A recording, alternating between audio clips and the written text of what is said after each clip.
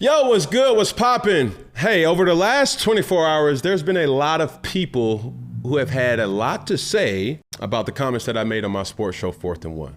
Some true, some not so true, some subjective. All of it is still opinionated at the end of the day.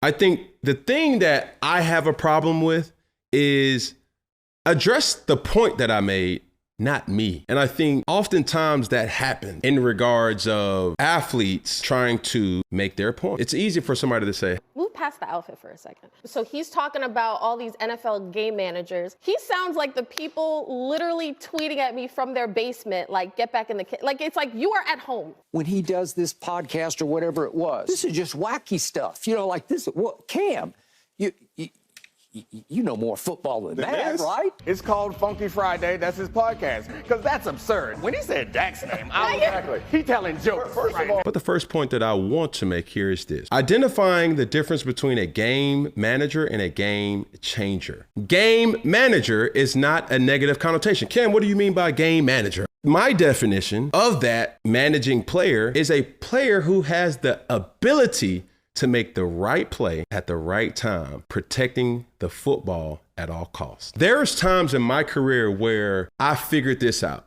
Sometimes, Cam, you don't have to take over a game. Allow other players to do that. If we're getting personal here, there was times in my career where I did it, and there's times in my career where I didn't do it. When I think about ultimate elite game managers, Peyton Manning, Drew Brees, Tom Brady, game changer and game manager is not something where I'm saying this person is not physically capable of making some great plays. I'm not saying that. Or I am not saying that they're not good players. There's really only 3 to potentially 5 game changers in the NFL right now. Aaron Rodgers, Lamar Jackson, Josh Allen, Joe Burrow, Patrick Mahomes. Chris Canty, I was listening to what he was having to say, and he used this as an analogy. A game changer is a truck. A game manager is a trailer.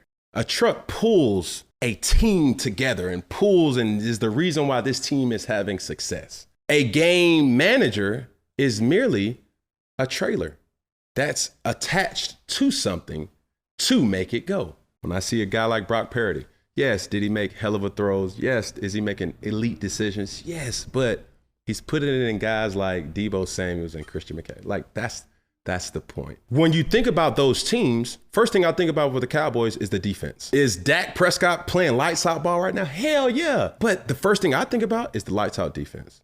When I think about the Miami Dolphins, it's Tyreek Hill. It's not Tua. That's not to say Tua's not having a great season. When I think about the 49ers, it's not Brock Purdy. This is Christian McCaffrey, Deebo Samuels, that unbelievable defensive line. Kyle Shanahan, who's calling his ass off with just putting the schematics in place. These are guys I fuck with. These are people who I respect. Being a game manager is not something that it's a backhanded compliment. A game changer is this. As an organization going into the offseason, our main pick or our main emphasis on trying to decide a quarterback is, oh man, we got to go find us another A-Rod. The next Patrick Mahomes, Josh Allen, or Lamar Jackson. And this may make a lot of people feel a certain type of way, but it's the truth.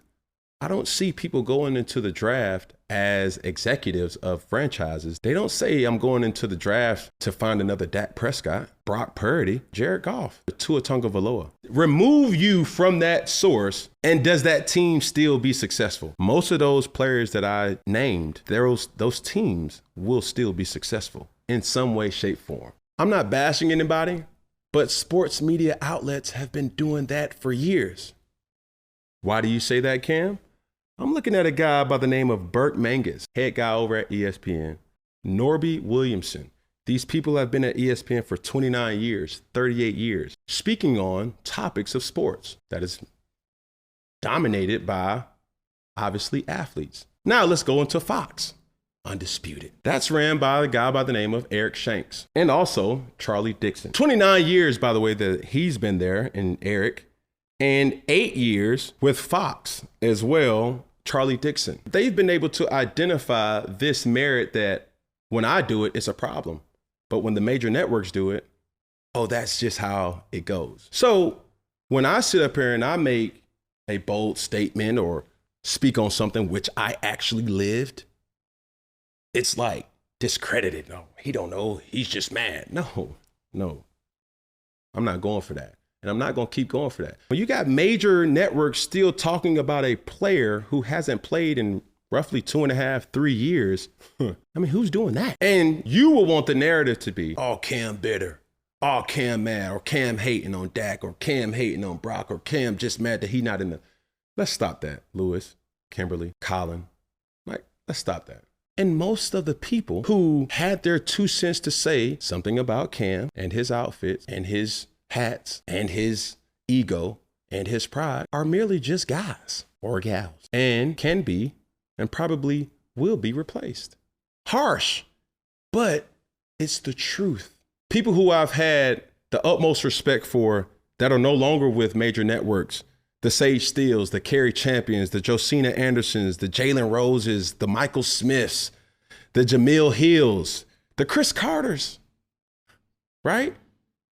Because respectfully, before Shannon Sharp, there was Chris Carter. You take Stuart Scott off of ESPN, God rest his soul. It's a different show. You take Shannon Sharp, Eric, off of Undisputed, it's a different show. These guys are game changers. The reality of it all is I respect all commentators who has an opinion about a game that they've never played. But my issue comes when I start seeing commentators speak about a person who actually played the game and has his opinion to be had. That's my issue. Here I am, no different than anybody else, that the overarching theme is we all want our opinions to matter or want our opinions to be heard.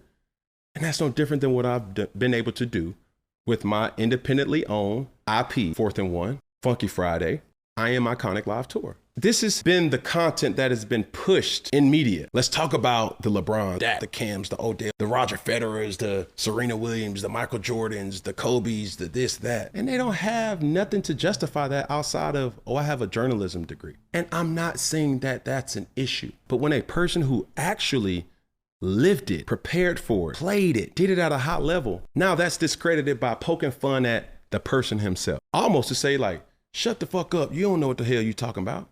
I'm like, hell, I played 11 years in the NFL, a league MVP, Heisman Trophy winner, 5-star athlete coming out of high school. If anybody can talk about this matter, whether right or wrong, it's still subjective and it's still heavily opinionated. Who can? I mean, let's not be no fools here. We're getting information from people who've never played this game. But at the same time, when I sit up here and say, you know what?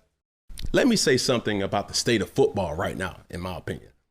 My intentions was never to suppress the talent of Dak Prescott, Brock Purdy, Jared Goff, or Tua Tagovailoa. But the facts are what the facts are. Whether I play another snap in the NFL ever again, trust me, I will be straight. The work has already been done. The proof has been in the pudding. The truth of the matter is this. As I start taking this media space very serious, I can do what you've been able to do, and that's give your opinions about different sports topics.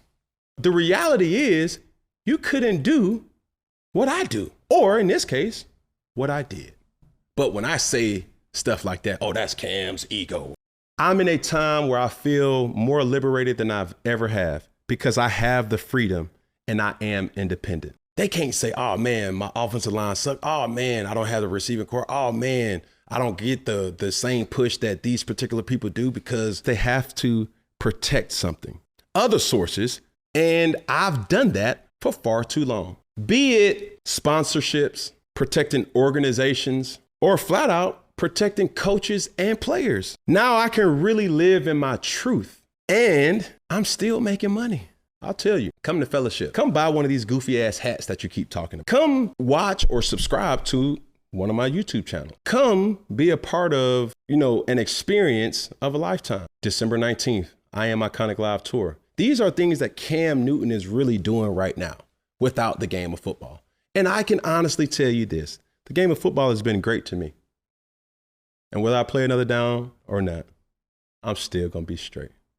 But I can honestly say, I used the game of football. The game of football didn't use me. One finger, one pinky, one thumb, one love.